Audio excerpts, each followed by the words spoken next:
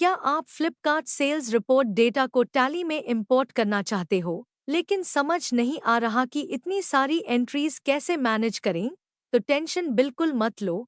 हम आपके लिए लाए हैं सिर्फ 2 स्टेप का इजी सॉल्यूशन। स्टेप 1, वीडियो में दिखाए गए तरीके से टैली इंटीग्रेशन डॉट इन पर लॉग इन करो और अपनी Flipkart sales report file upload करो।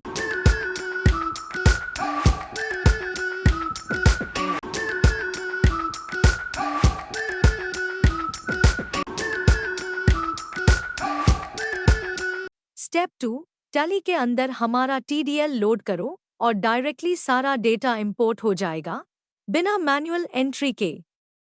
डिटेल स्टेप्स के लिए हमारा ब्लॉग जरूर पढ़िए, टाइम बचेगा, एरर्स कम होंगे और अकाउंटिंग हो जाएगी सुपर इजी।